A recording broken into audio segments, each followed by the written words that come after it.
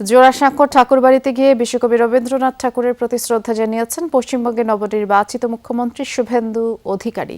Brigade parade গ্রাউন্ডে শপথ গ্রহণ শেষে জোড়াসাঁকো গিয়ে রবি ঠাকুরের মূর্তিতে ফুলের মালা দিয়ে শ্রদ্ধা জানান তিনি। তার অভিযোগ, বাম ও তৃণমূলের শাসন পশ্চিমবঙ্গের অনেক ক্ষতি করেছে, বাঙালি সংস্কৃতি আর শিক্ষার গৌরব হারিয়ে গেছে। রবীন্দ্র জয়ন্তীতে বাংলায় নবজাগরণের সূচনা করবেন তিনি, এমন প্রতিশ্রুতিও দেন। 2023 সালে জোড়াসাঁকোর ঠাকুরবাড়িতে গিয়েছিলেন কেন্দ্রীয় স্বরাষ্ট্রমন্ত্রী অমিত শাহ। সাথে ছিলেন তৎকালীন বিজেপির রাজ্য সভাপতি সুকান্ত মজুমদার আর বিজেপি নেতা দিলীপ ঘোষ, প্রাক্তন সংসদ সদস্য লকেট চট্টোপাধ্যায়।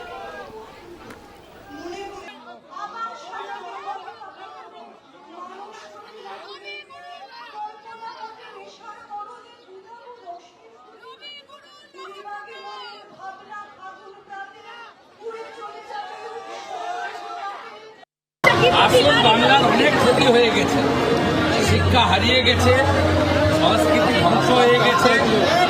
আমরা বাংলাটাকে নবনির্মাণ করি, অনেক দায়িত্ব।